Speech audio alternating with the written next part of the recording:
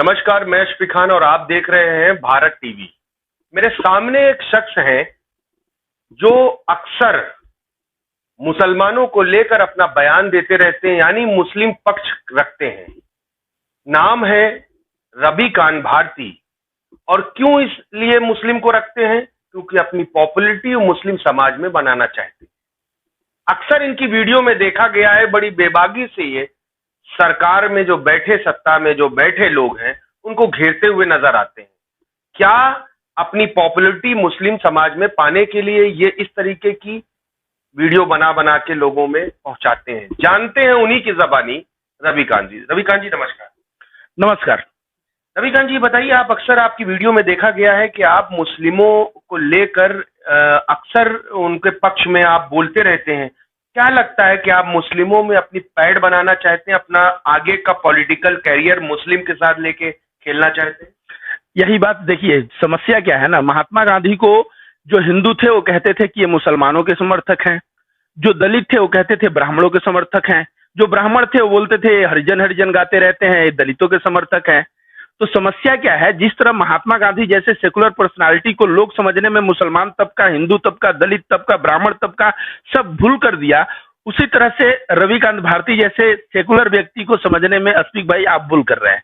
मैं जो है राजस्थान में जो पानी वाला केस है उसके ऊपर भी मेरे वीडियोस हैं, आप इसके पहले देखिए। दलितों के ऊपर जहां अत्याचार हुआ है मेरे वीडियो है। यहां तक छोड़िए, गोपीगंज थाना क्षेत्र में रामजी मिश्रा को थानेदार मार दिया था, वो ब्राह्मण थे, उनको मैंने 1,25,000 रुपए का आर्थिक मदद दिलवाया अपने अप्रोच से। जाके परिवार से पूछिए, आज भी गोपीगंज में रहता है रामजी मिश्रा का परिवार जो डेथ कर गए हैं। उनकी बेटी रेणु मिश्रा जो है मेरे लिए वीडियो बनाई। तो मैं तो ब्राह्मणों के लिए जब लड़ रहा था तब भदोही के जो दलित हैं या बाहर के जो दलित हैं वो कहते थे आपने ब्राह्मण के लिए 1,25,000 दिलवा दिया, तो आप जो है दलितों के नेता कैसे हो गए? तो समस्या यह है कि देश में नागरिक जब समस्या में होता है, रवि कांत भारती का आवाज उठता है, लेकिन समझने वाले लोग जैसे आप समझ रहे हैं गलत, वैसे गलत समझ जाते। ठीक है, भारत सरकार कहती है और बहुत सी ऐसी संस्था कहती है कि हम देश में हिंदू राष्ट्र बनाना चाहते हैं। आप भी हिंदू हैं, क्या दिक्कत है हिंदू राष्ट्र बनने में? जैसे सऊदी अरब है, ईरान है, इराक है, कुवैत है, तुर्की है, सब मुस्लिम कंट्रियां हैं। अगर ये हिंदुस्तान हिंदू देश बन जाता है तो इसमें दिक्कत क्या है? दिक्कत क्या है, देखिए मैं एक पढ़ा लिखा व्यक्ति हूं और समानता के ऊपर मैं विश्वास करता हूं।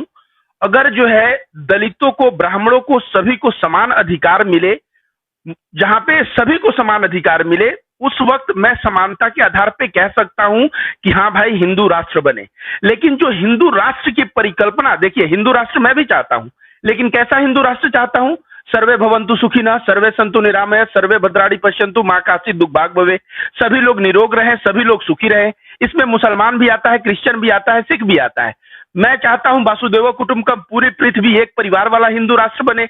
लेकिन अभी जो हिंदू राष्ट्र की परिकल्पना ये नफरतबाज लोग कर रहे हैं, वह हिंदू राष्ट्र क्या है? मनुस्मृति को संविधान बनाया जाएगा, जिस मनुस्मृति में सीधे नारी को लिखा है पति जितना मारे, जितना पीटे, उसको भगवान की तरफ पूजा करो। महिलाओं का कोई अधिकार नहीं मनुस्मृति में, दलितों का कोई अधिकार नहीं मनुस्मृति में, उसको ये लोग संविधान की जगह लाने की बात कर रहे हैं। उसके बाद ये लोग बात कर रहे हैं जो झंडा है उसको भगवा लाने की। भाई झंडा में जो है हरा भी है, भगवा भी है, सफेद भी है, भारत के विभिन्नताओं को दर्शाता है। तो हिंदू धर्म उदारता का प्रतीक है जो सब कुछ को स्वीकार करता है, वैसा हिंदू राष्ट्र होना चाहिए। लेकिन ये लोग जो हिंदू राष्ट्र मनुस्मृति के तर्ज पे बनाना चाहते हैं, मुसलमानों को मार पीट के बनाना चाहते हैं, ऐसा हिंदू राष्ट्र जिसमें देश के नागरिकों का कत्लेआम ही कत्लेआम हो और देश में खून बहे, तो ऐसे हिंदू राष्ट्र के खिलाफ रवि कांत भारती सीना अपना चौड़ा करके आगे खड़ा होगा। पहले मैं शहीद होऊंगा, सद्भाव सेना के जितने कार्यकर्ता है वो शहीद होंगे, और उसके पश्चात देश में जो है हिंदू राष्ट्र बनेगा। आपने कहा कि मुसलमानों विरोधी जो योजनाएं आती हैं और जो नीतियां लाती है सरकार, क्या उस नीति और योजना में ये लिखा होता है कि ये मुसलमानों के लिए नहीं है? CANRC का नाम आपने सुना है? एक ऐसा कानून है, आपको पता है? तो जब ये कानून मुस्लिम विरोधी है, जब देश में हम कह रहे हैं कि हिंदू, मुस्लिम, सिख, ईसाई, दलित, ब्राह्मण, महिला, पुरुष सबको समान अधिकार भारत का संविधान देता है, तो एक कौन होता है CANRC ला के और मुसलमानों को द्वितीय दर्जे? देखिए आज से 60-70 साल पहले गोलवालकर जी का स्टेटमेंट है। जो गोलवालकर थे वो बोले थे कि भारत में मुसलमानों को रहना होगा तो दोयम दर्जे का नागरिक बन के रहना होगा और हिंदुओं के मर्सी पे, उनके दया पे उनको जीना होगा। आज 70 साल बाद इनकी सरकार आई, इनके सरकार आने के बाद ऐसे नियम लग गए। तो आपको लगता है कि शायद मुसलमानों के लिए भी घर वाला योजना आ रहा है, घर बन जाए। ऐसा घर बन के क्या करेगा जब उस घर से उनको निकाल के और बाहर फेंक दिया जाएगा? ऐसे घर योजना और ऐसे 5 किलो राशन का क्या लाभ होगा, आप बताइए। गरीब को जहां कुछ नहीं मिल रहा था, आपने कहा 5 किलो राशन, गरीब को जहां कुछ नहीं मिल रहा था, अगर भारत सरकार ने 5 किलो राशन का एक योजना निकाली कि कोरोना के बाद से जो महामारी आई उसमें 5 किलो राशन उनको मिल जाए, तो इसमें दिक्कत क्या है?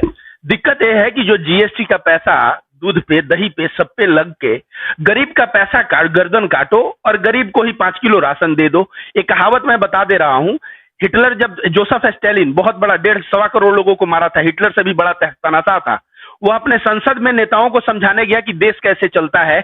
एक चिड़िया का पंख उखाड़ता गया, फेंकता गया, सारा पंख जब फेंक दिया, चिड़िया लहूलुहान हुई, तो संसद के अपने सीट पे बैठा और चिड़िया को दूर फेंक दिया। उसके बाद क्या किया, अपने जेब से एक मुट्ठी गेहूं निकाला और अपने पैरों के पास फेंकने लगा। चिड़िया आके, गेहूं भूखी थी, जब भूख लगा तो गेहूं को चरने लगी। जब पूरा गेहूं खा ली उसके बाद आगे चलता रहा गेहूं गिराते गिराते, चिड़िया पीछे पीछे आई। जब उसका पेट भर गया तो खड़ा हो गया, चिड़िया उसके जो है पैर पे लेटने लगी। समझिए, भारत में पंख उखाड़ के, नागरिकों की आजादी उखाड़ के, बेरोजगार करके, महंगाई की मार मार के, और उनको एक ऐसा जो है अनाज का टुकड़ा दिया जा रहा है जिससे वो पैर सहलाते हुए भी नजर आ रहे हैं। तभी तो उत्तर प्रदेश में योगी आदित्यनाथ की सरकार बन जाती है। तो ये चीज जो कर रही है, इस तरह से समझिए कर रही है। तो आपने ये कहा कि वो लोगों को छल कपट पहुंचा के और उनको दाना चारा फेंक के उनको फायदा पहुंचा रही है, आपका कहना है।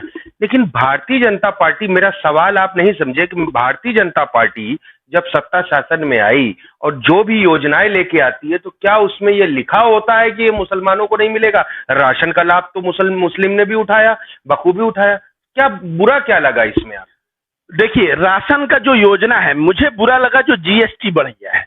बात समझे आप? आपके इस पॉकेट से पैसा निकाल लूं 100 रुपया, दूसरे पॉकेट में 5 रुपया रख लूं और आप नाचने लगे, तो आपको मैं मूर्ख ही समझूंगा। मेरे बात को आप नहीं समझे। मेरे कहने का मतलब ये है, जो 1 लीटर पेट्रोल पे 80 रुपया का जो टैक्स लग रहा है, 70-80 रुपया का टैक्स लग रहा है, दूध, मट्ठा, दही, सब पे टैक्स लग रहा है, ये हमारा ही पैसे में से हमको चंद टुकड़ा फेंक दिया जा रहा है। हमको आप दूसरी नंबर बात, आप जो कह रहे हैं मुसलमान एक घर मिलके और 5 किलो राशन मिलके क्या होगा? कल को बोला जाएगा कि तुम नागरिक ही नहीं हो, तुम देश छोड़ के चले जाओ।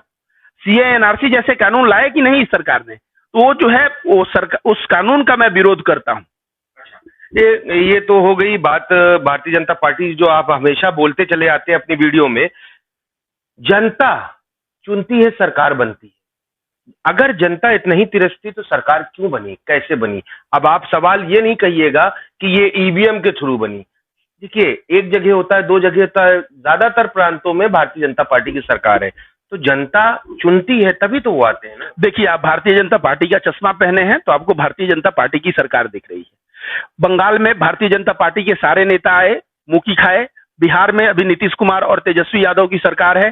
झारखंड में चले जाइए, झारखंड में भी अर्जुन मुंडा हारे, भारतीय जनता पार्टी की बुरी तरह से फजीहत हुई, फिर वहां सरकार बना सोरेन का। तो आप जो है अगर चश्मा लगा लेंगे भारतीय जनता पार्टी का, तो आपको भारतीय जनता, राजस्थान में बताइए किसकी सरकार है? गिने चुने, मध्य प्रदेश में भी हार गए थे लोग, जो है तोड़ मरोड़ के अपना सरकार बना लिए। गिने चुने एक उत्तर प्रदेश में सरकार दिखता है और एक कहीं त्रिपुरा वगैरह में दिख जाए। लेकिन अगर आप भारतीय जनता पार्टी का चश्मा पहनेंगे तो वही दिखेगा आपको।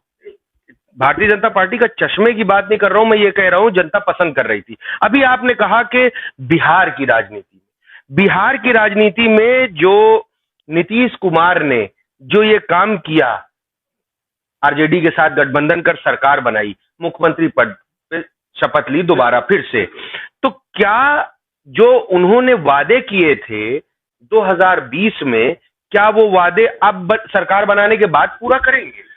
देखिए, नीतीश कुमार जो है, जो भी डिसीजन लेते हैं, एक वाइस पॉलिटिशियन है और अभी तक उनका जो भी निर्णय है, वो जो अभी आज जो है उन्होंने 15 अगस्त को गांधी मैदान से उन्होंने अनाउंसमेंट किया है कि मैं 10 लाख रोजगार की बात कर रहे हो, मैं 20 लाख रोजगार दूंगा। तो नीतीश कुमार की यह है, देखिए आगे आने वाला 2024 का चुनाव 2 वर्ष बाद है। 2 वर्ष में नतीजा देख लीजिए क्या। चुनावी जुमले नहीं लगते ये ऐसे टाइम पे जुमले नहीं लगते आपको कि आखिर 2 साल की सरकार बनी थी तो क्या किया उन्होंने? देखिए, जुमला जो है 15 लाख का था, जुमला जो था 2 करोड़ का था। ये जो है जुमला मैं हरगिज बोल रहा हूं नहीं है, क्योंकि लालू प्रसाद यादव और मुलायम सिंह यादव का मैंने कैरेक्टर ऑब्जर्व किया। ये लोग जो वादा करते हैं वादा निभाते हैं, और जब तेजस्वी यादव का वादा है तो नीतीश तेजस्वी के रंग में रंगे हैं, ये भाजपा के रंग के तेजस्वी नहीं। डेफिनेटली 10 लाख रोजगार मिलेगा, आप देख लीजिए। आपको लगता नहीं है कि जब भारत सरकार ने अग्निपथ योजना लेके आई तो रोजगार तो बढ़ाया ना उन्होंने, क्यों उसको विरोध हो रहा है? क्यों आपको पसंद नहीं है अग्निपथ योजना? क्या उसमें जो नौजवान है उनको फायदा नहीं है? देखिए, अगर आप कल को हमको बोलेंगे एटीएम के बाहर सिक्योरिटी गार्ड का सरकार नौकरी लाई है, और उस नौकरी के लिए आप बोलेंगे कि ये एक रोजगार है, कल को बोलेंगे पकौड़ा तलना 4 साल दे तो रहे हैं ना। 4 साल दे रहे हैं, 4 साल में क्या होगा? नहीं से तो बेहतर बताइए। जो व्यक्ति भारत माता की जय बोलता है, जो भारत का तिरंगा लेके घूमता है, जो व्यक्ति दिन रात मेहनत करके दौड़ता है, वो सब बच्चे जो है बिहार में सड़क पे आए। आप अगर उन लाखों बच्चों को कहेंगे वो लड़के गलत है, तो मैं कहूंगा कि वो लड़के मुसलमान नहीं है, वो लड़के देशद्रोही आतंकवादी नहीं है, वो लड़के बिहार प्रदेश के हैं और वो भारत माता की जय बोलने वाले हैं, मेहनत करने वाले हैं। लेकिन मुझे बहुत अच्छे से याद है, मैं शुरुआत में ही कहा था एक दिन सबका नंबर आएगा। किसानों का नंबर आया, किसान जाके बैठे थे, नौजवानों का नंबर आया, नौजवान सड़क पे आए। देखिए, अगर हम नहीं समझे चीजों को और ऐसे ही वोट करते चले गए तो परिणाम जो है हमें ही कोड़े खाने पड़ेंगे, और तब शायद हमारी अकल ठिकाने आ जाएगी। ठीक है, एक आखिरी सवाल आपसे। 2024 को लेकर बहुत सी अटकलें लगाई जा रही हैं, खास तौर से बिहार की राजनीति में जो फेरबदल हुए उसको लेकर लोग ज्यादातर पार्टियां नीतीश कुमार पे फोकस कर रही हैं कि ये नीतीश कुमार उस काबिल है। तो क्या प्रधानमंत्री नरेंद्र मोदी जी के सामने नीतीश कुमार क्या सुटेबल लगेंगे? देखिए, गुजराती पे बिहारी हमेशा से भारी रहा है। यह बिहार की धरती जयप्रकाश नारायण की धरती है।